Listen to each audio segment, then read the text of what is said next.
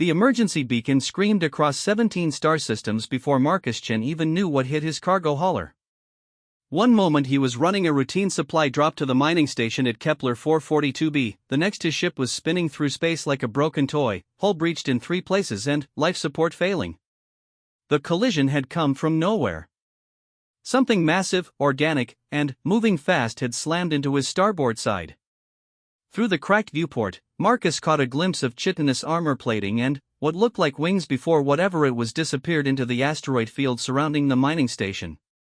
"Mayday, mayday," Marcus spoke into his failing comm system, trying to keep his voice steady as emergency foam sealed the smaller hull breaches. "This is cargo vessel Helena's Dream requesting immediate assistance. I've got major hull damage," and the comm system died with a final electronic wheeze. Marcus worked quickly, his hands moving with the practiced efficiency of someone who had spent 15 years running cargo through the outer systems. The main life support was shot, but he could reroute power from the engines to buy himself maybe 6 hours of breathable air. The artificial gravity was failing too, leaving him floating in the cramped cockpit as debris drifted around him like lazy snow. He was checking the emergency beacon when something scraped along the hull. The sound sent ice through his veins, a deliberate, controlled scratching that spoke of intelligence rather than random debris. Marcus grabbed the emergency kit from under his seat, pulling out the small plasma torch that served as both cutting tool and weapon. It wasn't much, but it was better than nothing. The scratching stopped. In the sudden silence, Marcus could hear his own heartbeat and the whisper of recycled air through the damaged ventilation system. He floated near the main viewport, torch ready, and waited. A face appeared outside the glass. Marcus had seen plenty of alien species during his years in the shipping business. The galaxy was full of different forms of life, most of them reasonably civilized and willing to engage in trade. But this was something else entirely. The creature floating outside his ship was humanoid in basic structure but covered in midnight black chitinous plates that seemed to absorb light. Its face was elongated, almost predatory, with large eyes that glowed with an inner fire. Most disturbing of all were the appendages extending from its back, not quite wings, not quite arms, but something that served both purposes. The creature's mouth moved, but no sound penetrated the vacuum of space. It gestured toward Marcus, then pointed deeper into the asteroid field. The message was clear: "Follow me." Marcus shook his head and held up his hands to indicate his ship was damaged. The creature studied him for a long moment, those burning eyes taking in every detail of his situation. Then, it did something Marcus had never seen any spacefaring species do. It began to push his ship.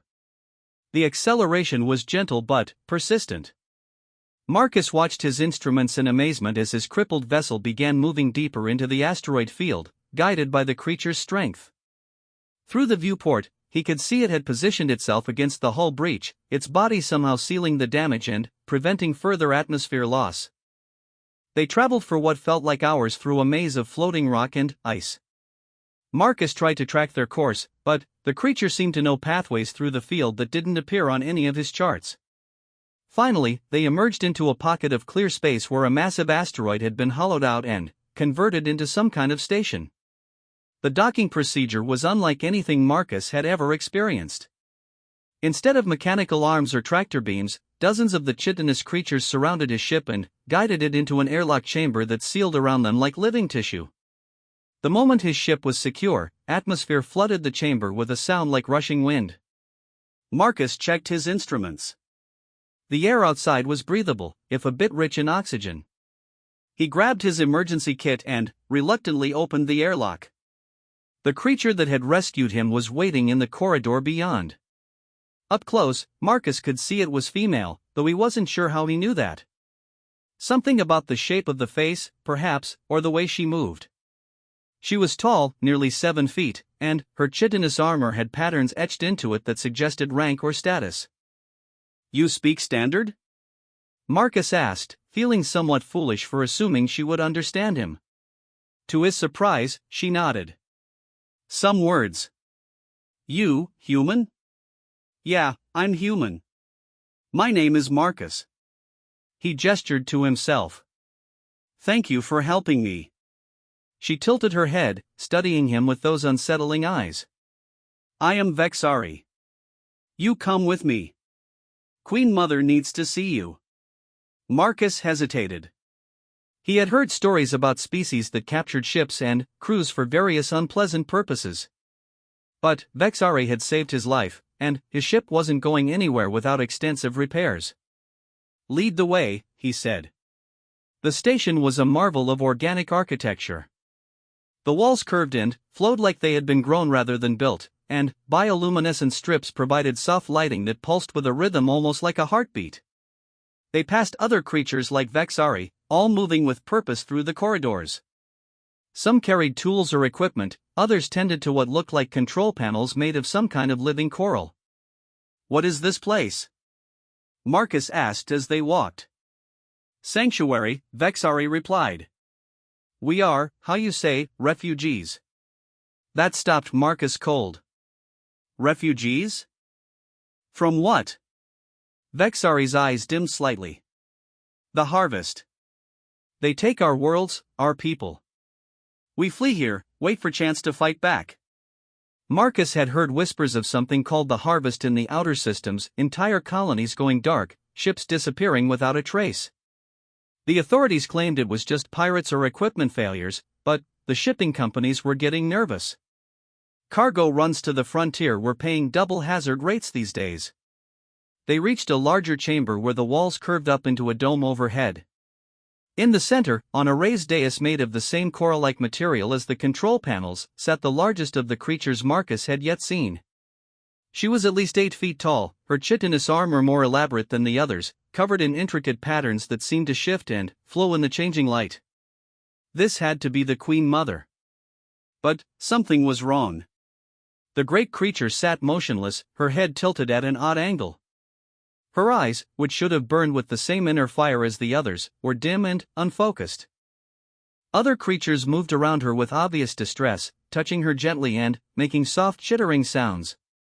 She does not wake, Vexari explained. 3 rotations now. The Elder Mother has left her. Elder Mother? Marcus asked. The wisdom that guides us. The knowledge of generations. She. Vexari struggled for words in standard. She is separate being, but lives with Queen Mother always. Now she is gone, and Queen Mother sleeps. Marcus studied the scene, his mind working through the implications. It sounded like these creatures had some kind of symbiotic relationship with another species, one that provided mental guidance or enhanced intelligence. Without this Elder Mother, their queen was essentially comatose. Do you know where she went? Marcus asked. Vexari made a sound that might have been a laugh if it weren't so bitter. We search everywhere.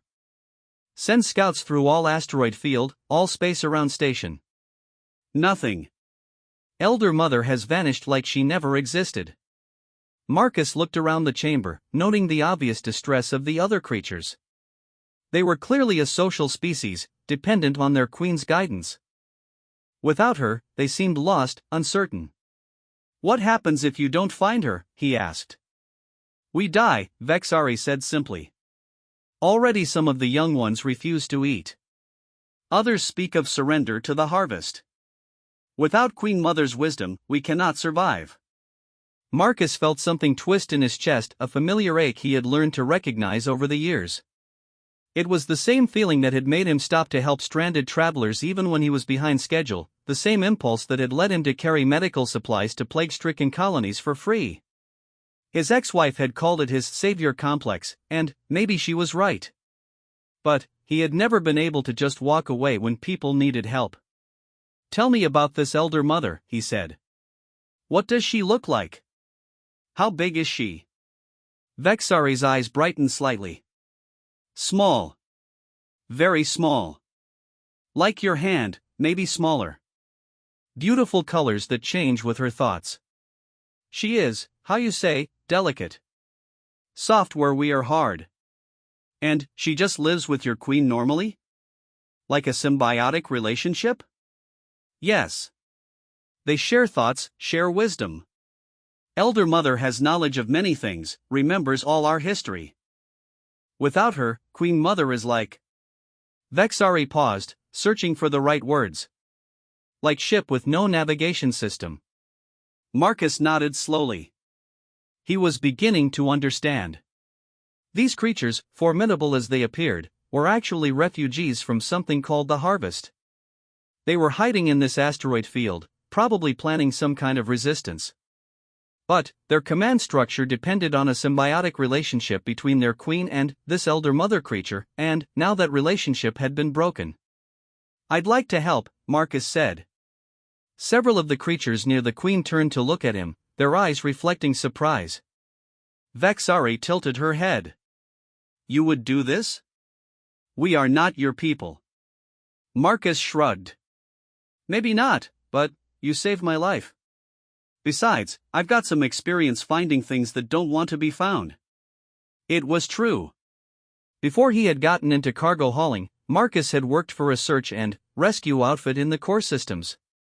He had spent years tracking down lost ships, crashed shuttles, and missing persons in some of the most dangerous regions of space. He was good at it, good enough that he still got the occasional contract when someone needed something found quickly and quietly.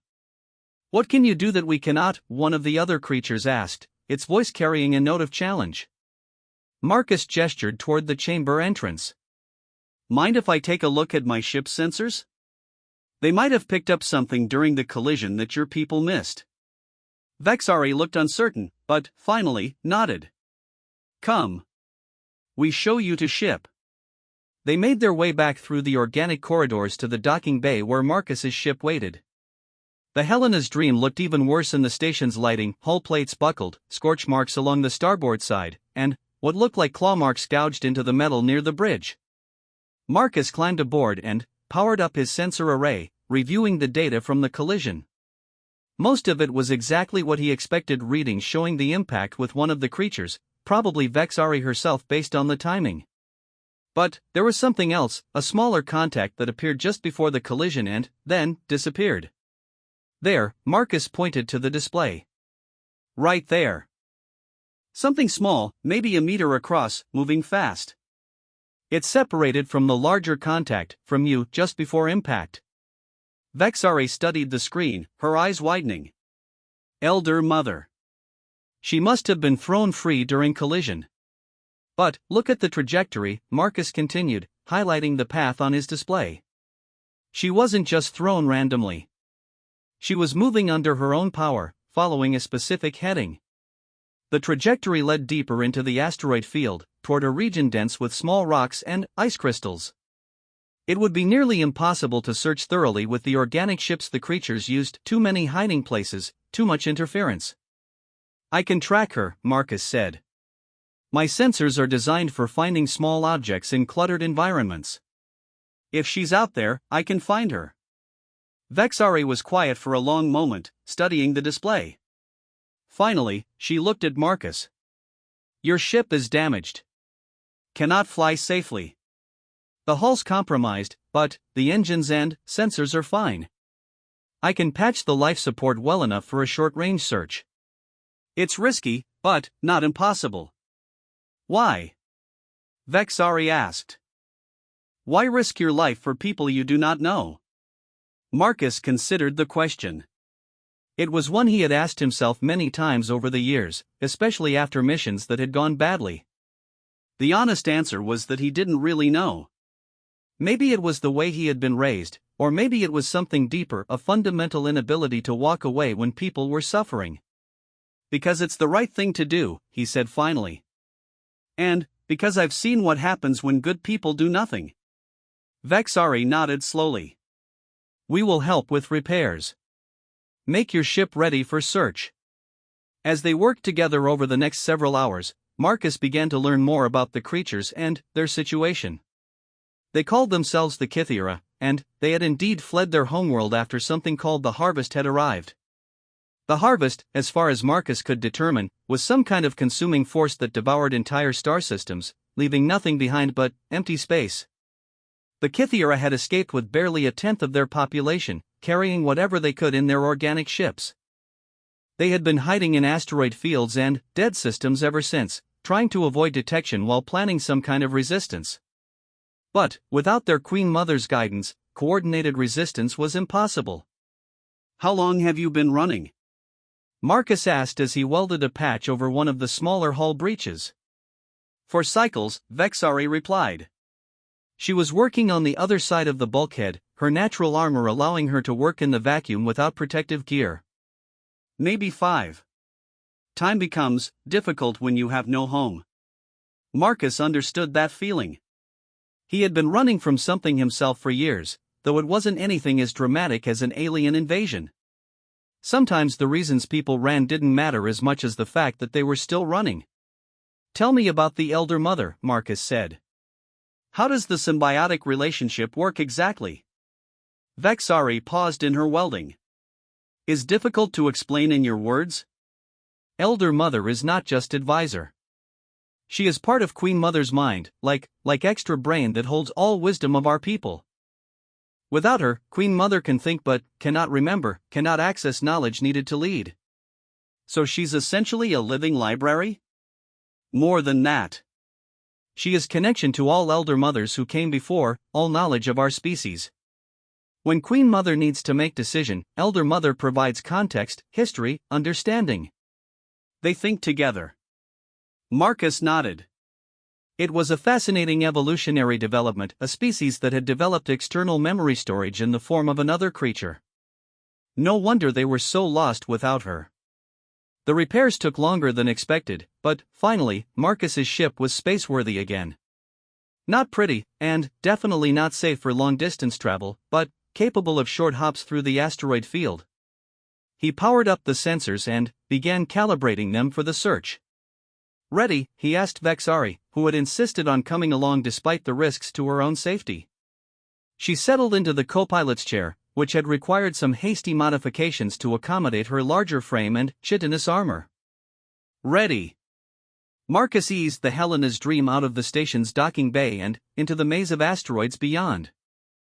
The trajectory from his collision data led toward a particularly dense cluster of rocks about 30 million kilometers from the station. It would take them 4 hours to reach the search area, assuming the patched hull held together. As they flew, Vexari told him more about her people and their history. The Kythera had once controlled a small empire of 12 star systems, living in harmony with dozens of symbiotic species including the Elder Mothers. They were not a warlike people, their technology focused on biological engineering and sustainable development rather than weapons. When the harvest came, they had been utterly unprepared. First sign was the silence, Vexari explained as Marcus navigated around a particularly large asteroid. Our colonies stopped sending messages. We thought maybe equipment failure, solar storms. So we sent ships to investigate. And ships never returned. Then, more colonies went silent. We realized something was moving through our territory, consuming everything in its path. By the time we understood the threat, it was almost too late. Marcus checked his sensors as they approached the search area. What exactly is the harvest? Some kind of alien species? We do not know. Survivors describe great ships that devour matter itself, converting everything into more ships. But we never saw intelligence behind it, never received communications. It consumes because that is what it does, like wildfire or plague. The search area was a nightmare of tiny rocks and ice crystals, exactly the kind of environment where a small creature could hide indefinitely. Marcus began a grid search pattern, using his ship's sensors to scan each section methodically. It was slow work, and made more difficult by the need to avoid collisions with the larger asteroids. There, Vexari said suddenly, pointing to the sensor display. Small contact, bearing 27 Mark IV. Marcus adjusted course and increased magnification on the sensors. Something was definitely there, roughly the right size and showing signs of biological activity. But it was tucked deep inside a crevice in one of the larger asteroids, protected by jagged walls of rock and ice. I can't get the ship in there, Marcus said, studying the formation. The opening's too narrow, and these hull patches won't survive contact with the rocks. Vexari was already unbuckling herself from the co-pilot's seat. I will go. Are you sure? That's a lot of open space to cover. Kythera are made for space travel. I will be fine. Marcus brought the ship as close as he dared to the asteroid crevice, then watched through the sensors as Vexari made her way across the gap. She moved through the vacuum with surprising grace, her wing-like appendages providing both propulsion and steering. In minutes, she had disappeared into the rocky passage. The wait was agonizing. Marcus kept his sensors focused on the crevice, but the rock walls blocked most signals. He could track Vexari's movement only intermittently, and had no idea what she might be finding. Finally, after what felt like hours but was probably only minutes, her voice crackled through the comm system. Found her, Vexari said. But, Marcus, there is problem. Marcus felt his heart sink at the tone in Vexari's voice. What kind of problem? She is alive, but barely. Something is wrong with her. She does not respond to my presence, and her colors are all wrong. Also, Vexari paused. She is not alone. Not alone? What do you mean? There is human here. Male, unconscious. Elder Mother she is resting against his chest. Marcus blinked hard, certain he had misheard. Did you say human? Yes. Wearing environment suit, but I can see face through visor. Definitely human. They are both in small cavern, protected from vacuum. There is atmosphere here. Elder Mother must have created it somehow. This changed everything. Marcus quickly checked his ship's database for any reports of missing human vessels in the area. There was nothing recent, but the records only went back 6 months. Whoever this person was, they had been missing for a while. Can you move them both? Marcus asked. Elder Mother, yes. But human is much larger, and cavern entrance is very narrow. Will be difficult. Marcus made a quick decision. Bring the Elder Mother first. We need to get her back to your queen as quickly as possible. Then, we can figure out how to extract the human. Understood. The next hour tested Marcus's nerves to their limits. He watched on sensors as Vexari carefully extracted the Elder Mother from the asteroid crevice. Even through the electronic display, he could see that something was terribly wrong with the small creature. Instead of the vibrant, shifting colors Vexari had described, the Elder Mother appeared dim and gray, like a flower dying from lack of sunlight. When Vexari finally made it back to the ship, Marcus got his first real look at the Elder Mother. She was indeed small, no bigger than his hand, with a body that seemed part plant and part animal. Her skin should have been iridescent, shifting through the spectrum of visible light, but instead it was mottled with patches of dull gray. She lives, Vexari said, cradling the tiny creature gently in her armored hands. But, barely. We must get her to Queen Mother immediately. Marcus gunned the engines, pushing his damaged ship harder than he should have. The hull patches groaned under the stress, but they held. The return trip to the Kythera station took half the time of the outbound journey, though every minute felt like an hour. They docked with barely controlled urgency. Vexari was already moving before the airlock finished cycling, carrying the Elder Mother toward the Queen's chamber. Marcus followed, his mind racing with questions about the human they had left behind. The scene in the Queen's chamber was heartbreaking. The massive Queen Mother still sat motionless on her dais, surrounded by her people who watched with desperate hope as Vexari approached with the Elder Mother. The tiny creature looked even more fragile in the soft bioluminescent lighting of the chamber. Vexari gently placed the Elder Mother on the Queen's chest, just below what Marcus assumed was her heart. For a moment, nothing happened. Then, slowly, the Elder Mother began to move. She crawled weakly up the Queen's armor, making her way toward the junction where the neck met the head. Marcus watched in fascination as the Elder Mother found what appeared to be a small opening in the Queen's armor and began to settle into it. Almost immediately, both creatures began to change. The Elder Mother's colors started to return, shifting from gray to pale green and, then, to deeper, richer hues. The Queen's eyes, which had been dim and unfocused, began to brighten. But something was wrong. The colors were erratic, flashing from one extreme to another without the steady rhythm Vexari had described. The Queen's eyes opened, but they darted around the chamber in obvious confusion and distress. The elder mother suddenly convulsed and fell from her position, landing on the queen's chest with barely a flutter of movement. The queen's eyes dimmed again, though she remained conscious. What happened? Marcus asked as several of the Kythera rushed forward to check on both creatures. I do not understand, Vexari said, her voice heavy with despair. The bonding process began, but then failed. Elder Mother cannot maintain connection. A new voice spoke from the dais. It was the queen herself, her voice deep and resonant but strangely halting. I remember you, small one. She was looking directly at Marcus. Human. But memories are fragmented. Broken. Cannot access what I need to know. Marcus stepped forward. Your Majesty, we found the Elder Mother in an asteroid crevice. There was also a human there, unconscious. The Elder Mother was resting against him when we found them. The Queen's eyes sharpened with interest. Human was with Elder Mother? According to Vexari, yes. They were both in some kind of atmosphere bubble. The Elder Mother appeared to have created a survivable environment for both of them. The Queen tried to speak with the Elder Mother again, who managed to crawl partway up her armor before collapsing. The tiny creature was clearly dying, her colors fading to gray again. She is too weak, the Queen said. The time away from bonding has damaged her. She cannot complete connection alone. One of the other Kythera, an elderly male with scars across his armor, approached the dais. Queen Mother, perhaps if we brought the human here. No, another interrupted.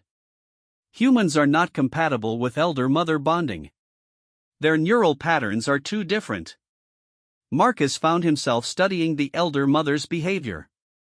She kept trying to move in a specific direction, not toward the Queen's bonding site, but toward the chamber entrance. Toward where Marcus stood. Wait, he said. What if she doesn't want to bond with the Queen right now? What if she needs something else first? All eyes in the chamber turned to him. Vexari tilted her head. What do you mean? Look at her movement pattern. She's not trying to reach the bonding site. She's trying to reach me. Marcus stepped closer to the dais. What if her time with the other human created some kind of connection that she needs to resolve before she can properly bond with your queen again? The queen studied him for a long moment. You suggest what? That Elder Mother has formed bond with human? I don't know. But, in my experience, when someone or something is acting against their normal behavior patterns, it usually means they're responding to needs we don't understand. The elderly Kythera made a dismissive sound. Impossible. Elder Mothers bond only with Kythera queens. It is their nature, their purpose. But, the queen raised a hand for silence. Bring human here, she commanded. Small one speaks wisdom. We must understand what has happened before we can fix it. Marcus felt a stab of concern. The human is unconscious, and we left him in a vacuum environment. Even if he's in some kind of coma, moving him could be dangerous. Then, we stabilize him first, the Queen decided. Vexari, take medical team to asteroid. Bring human here safely. The next few hours were a flurry of activity. A team of Kythera medics accompanied Vexari back to the asteroid, while others worked to prepare a medical bay capable of supporting human life. Marcus found himself coordinating between the two groups, his knowledge of human physiology proving essential in setting up the life support systems. The Elder Mother remained on the Queen's chest, but her condition continued to deteriorate. Her colors had faded to almost nothing, and she moved only occasionally. The Queen tried repeatedly to establish some kind of mental connection, but each attempt failed after only a few moments. She is dying, the Queen said during one of Marcus's visits to the chamber. And, without her, my people will follow. Marcus studied the tiny creature. Up close, he could see that she was indeed beautiful even in her weakened state, hints of her natural iridescence showed through the gray pallor. There was something almost hypnotic about the way her colors shifted, even dimly. Tell me more about the bonding process, Marcus said. How does it work exactly? The Queen's eyes focused on him. Elder Mother connects to Queen's neural system through specialized interface. She provides access to genetic memory, historical knowledge, tactical analysis. In return, Queen provides life support and protection. But it's not just data transfer, is it? There's an emotional component too. Yes. Elder Mother and Queen share thoughts, feelings, dreams. They become two parts of same mind. Marcus nodded. In human psychology, we call that kind of relationship attachment. When attachment bonds are broken traumatically, both parties can suffer severe psychological damage. Maybe that's what happened here. The Queen considered this. You suggest Elder Mother has formed attachment to unknown human? It's possible. If she was separated from you and injured, and this human helped her somehow, she might have developed a bond with him as a survival mechanism. Now she can't let go of that bond even though she needs to reconnect with you. Before the Queen could respond, Vexari's voice came through the chamber's communication system. Returning to station. Human is stable but still unconscious. Elder Mother's atmosphere pocket collapsed when we moved him. Marcus felt his heart race. If the atmosphere had collapsed, the human might have suffered decompression injuries on top of whatever had put him in a coma in the first place. How long was he exposed to vacuum? Less than 1 minute. Medical team sealed him in emergency environment suit immediately. That was good news. A healthy human could survive vacuum exposure for a minute or two without permanent damage. But the keyword was healthy, and they had no idea what condition this person was in. The medical bay the Kythera had prepared was an impressive mix of their organic technology and hastily adapted human equipment. When they brought the unconscious human in, Marcus got his first look at the mysterious person who had somehow ended up sharing an asteroid crevice with an alien creature. He was young, maybe mid-20s, with the lean build of someone who spent a lot of time in low gravity. His skin was pale in the way that suggested extended space travel, and he had the calloused hands of someone who worked with machinery. Most interesting was the small device attached to his wrist, some kind of personal beacon that had been modified with additional components Marcus didn't recognize. Any identification? Marcus asked as the medical team worked to assess the human's condition. Vexari shook her head. No ship nearby, no records in beacon memory. But device has been modified with Kythera technology. That stopped Marcus cold. Kythera technology? How is that possible? I do not know. But modifications are recent, maybe days old. The medical scan revealed that the human was suffering from severe exhaustion and dehydration, but no major injuries. Whatever had happened to him, it hadn't been violent. He appeared to be in some kind of natural coma, probably the result of stress and exposure. Will he recover? The Queen asked when Marcus reported the findings. Probably, with time and proper care. But I can't say when he'll wake up. The Queen made a decision that surprised everyone. Bring him to main chamber. Place him near dais. Queen Mother, the elderly Kythera protested. Humans are not silence, the Queen commanded. Elder Mother grows weaker every hour. If human connection is what she needs to survive, then we will attempt it. They set up a medical bed near the Queen's dais, monitoring equipment beeping softly as the unconscious human was settled into position.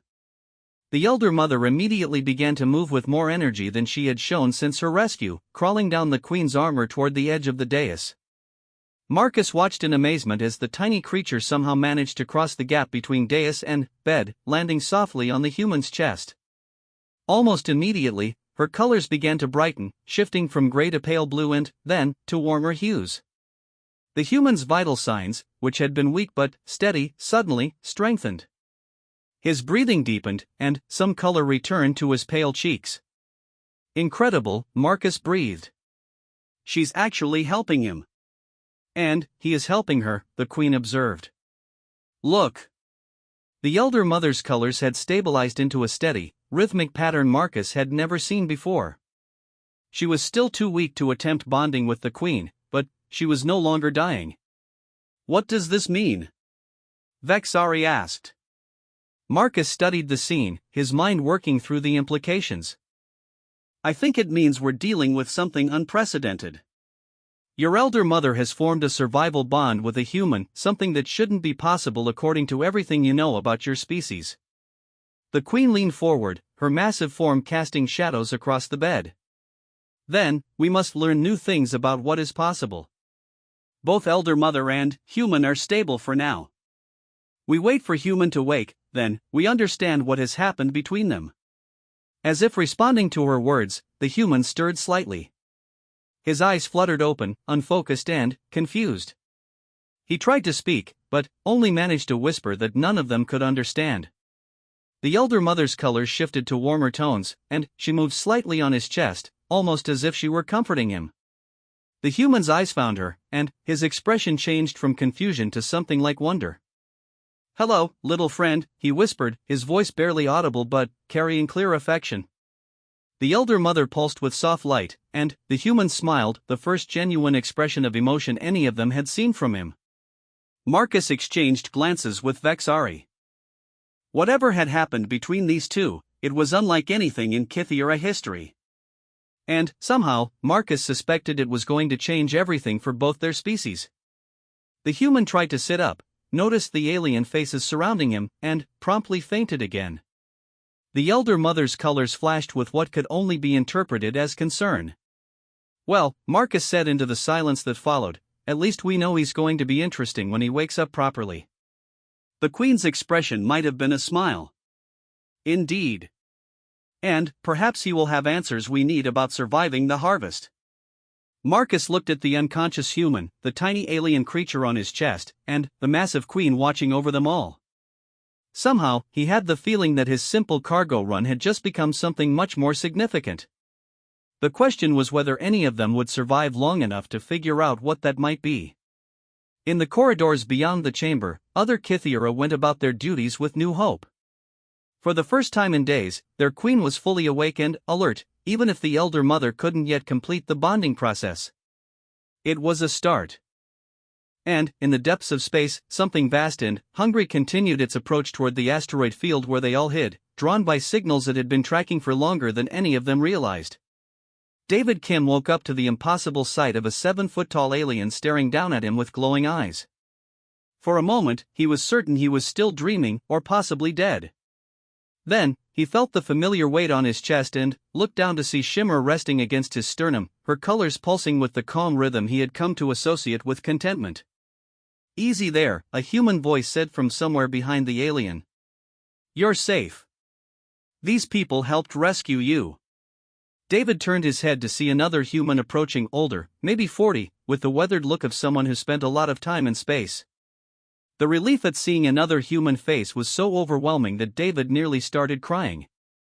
I'm Marcus Chen, the man said, pulling up a chair beside the medical bed. This is Vexari, and the large lady behind her is Queen Mother of the Kythera. They've been taking care of you and your little friend here. Shimmer, David said automatically, then felt foolish for naming the alien creature something so mundane. I mean, that's what I call her. I don't know her real name. The massive queen leaned forward, her voice resonating through the chamber. Elder mothers do not have names as you understand them. They have patterns, frequencies that identify them to their bonded queens. But Shimmer is acceptable. David tried to sit up, wincing as various muscles protested. How long was I unconscious? About 18 hours, Marcus replied. You were severely dehydrated and exhausted when we found you. What's the last thing you remember? David closed his eyes, trying to organize his fragmented memories. I was on a survey mission for Titan Mining Consortium. Deep space probe work, checking asteroid compositions in advance of mining operations. My ship's AI detected an anomaly in this field, something that didn't match normal asteroid signatures. What kind of anomaly? Vexari asked, speaking for the first time. Energy signatures that suggested biological activity. My contract includes bonuses for discovering new life forms, so I decided to investigate. David gently stroked Shimmer with one finger, marveling at how her colors shifted in response to his touch. I found her inside a hollow asteroid, barely alive. The environment was all wrong for her, too cold, no atmosphere, and she was clearly dying. The Queen's eyes brightened with interest. You created survival environment for her? I tried to. My survey ship had limited life support capabilities, but I managed to rig up a small atmospheric bubble inside the asteroid. It wasn't much, but it seemed to help her. David paused, remembering. That's when things got strange. Strange how? Marcus asked. David looked down at Shimmer, who pulsed with what he had learned to recognize as encouragement. She started connecting with me somehow. Not mentally, exactly, but I began to understand things about her species, about what was chasing them. Images, emotions, fragments of memory that weren't mine. The chamber fell silent. The Queen and Vexari exchanged glances that spoke of deep concern. Elder mothers do not form bonds with other species, Vexari said carefully. It is impossible. Apparently not, David replied. Because she definitely did something to me. I started having dreams about vast ships consuming entire worlds, about your people fleeing through space. And I began to understand that something was hunting her specifically. Hunting her? The Queen's voice carried a new note of alarm. The harvest, David said, and felt everyone in the chamber tense. They're not just randomly consuming systems. They're tracking something specific, tracking elder mothers. Marcus leaned forward. How could you know that? David struggled to find words for concepts that seemed to exist beyond human language. Through her memories, I saw harvest ships bypassing resource-rich systems to chase small Kythera vessels. They're not interested in matter or energy, they want the knowledge your elder mothers carry. The Queen rose from her dais, her massive form towering over the medical bed. This cannot be true. Harvest consumes everything equally. No, David said firmly. They consume everything they encounter, but they're specifically seeking elder mothers.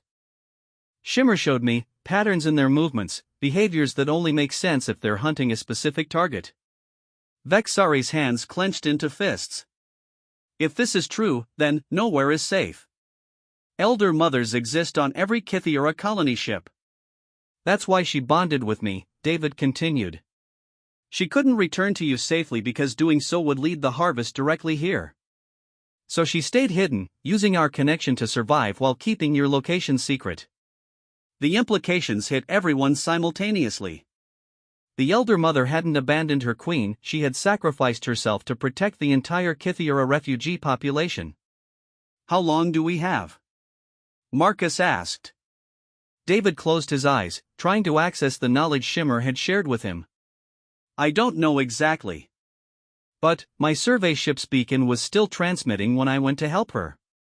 If the harvest intercepted those signals, they will triangulate location, the Queen finished grimly.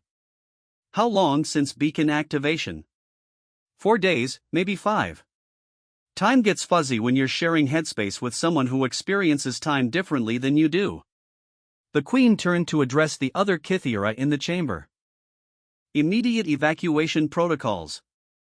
All ships ready for departure within 6 hours. Wait, Marcus said, standing up. 6 hours isn't nearly enough time to safely evacuate everyone, and where are you going to go? If they're really tracking elder mothers, they'll just follow you. Then, what do you suggest? Vexari asked. That we surrender to harvest? Marcus looked at David, then, at Shimmer pulsing gently on the young man's chest. What if we don't run? What if we fight?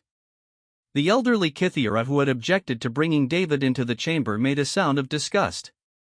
Fight harvest? Impossible. They have consumed 12 star systems. Our ships are no match for their numbers. Your ships, maybe, Marcus said. But what about a combined fleet? Humans have been developing military technology for thousands of years. We're pretty good at killing things when we need to be. David struggled to sit up straighter. There's more. Shimmer showed me something about harvest ship construction. They're not invulnerable, they have specific weaknesses that could be exploited if you know what to look for. The Queen studied both humans carefully. You would fight beside us? Even though Harvest poses no direct threat to human space? Yet, Marcus corrected. They pose no threat yet. But, if they're really consuming everything in their path, they'll reach human colonies eventually. Better to stop them here, or we have some chance of success. David felt Shimmer's colors shift to urgent patterns. Through their connection, images flashed through his mind: vast Harvest ships approaching through the outer darkness, their hulls bristling with weapons that converted matter directly into energy. They're closer than we thought, he said suddenly. Shimmer can sense them approaching. Maybe 12 hours, no more. The chamber erupted in controlled chaos as Kythera began implementing emergency procedures. The Queen issued rapid orders in her own language while Vexari worked to coordinate evacuation efforts. Marcus grabbed David's arm. Can you walk? We need to get to my ship and contact human authorities.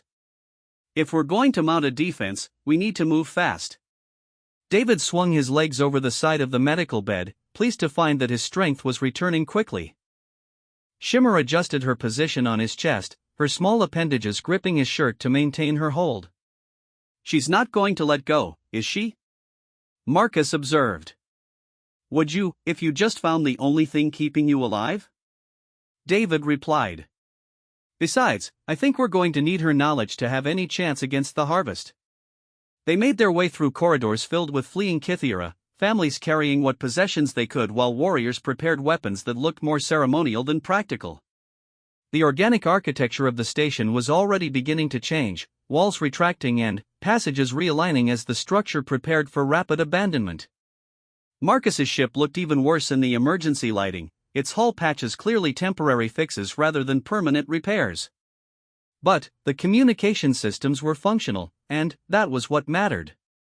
This is cargo vessel Helena's Dream calling Terra Command, Marcus spoke into his transmitter. Emergency Priority 1. I need immediate connection to Colonial Defense Force Command. The response came back within minutes, crackling with static from the long-range relay. Helena's Dream, this is Admiral Sarah Chen, Colonial Defense Force. Marcus, what the hell are you doing out there? David raised an eyebrow at the familiar tone. Marcus shrugged. My sister. We don't talk much, but she's good at her job. Sarah, I'm transmitting coordinates for an alien refugee station. They're about to be attacked by something called the Harvest, and we need immediate military support. There was a long pause. Marcus, you're talking about deploying CDF assets to defend aliens against other aliens. I can't authorize that kind of operation without it. The Harvest doesn't just threaten aliens, David interrupted, leaning over the microphone. They're a consuming force that devours everything in their path. If they're not stopped here, they'll eventually reach human space. Who is this? Admiral Chen's voice carried new interest. David Kim, Titan Mining Consortium Survey Specialist. I've been in contact with the alien refugees for several days. Admiral, the Harvest has already consumed 12 star systems. They convert matter directly into more ships, and their technology is far beyond anything we've encountered. Another pause, longer this time. I need verification of these claims. I can provide that, David said. Through his connection with Shimmer, he accessed memories of Harvest attacks and began transmitting the data. Sending tactical analysis now, including identified weaknesses in their ship design. The silence stretched for several minutes. When Admiral Chan spoke again, her voice was crisp with military authority. Helena's Dream, I'm dispatching the 3rd Fleet to your location. ETA 8 hours. Can you hold that long? David felt Shimmer pulse with alarm. The Harvest will arrive before your fleet does. Maybe 6 hours now. Then, we buy time, Marcus said grimly. Sarah, tell your people to come and ready for immediate combat. We'll try to keep the refugees alive until you arrive. Understood. And, Marcus? Try not to get killed. Mom will never forgive me if I lose another brother to space. The transmission ended, leaving them alone with the weight of what they were planning. Through the ship's porthole, David could see Kythera vessels fleeing the station in growing numbers, their organic hulls glowing softly as they dispersed into the asteroid field. Think we can actually do this? David asked.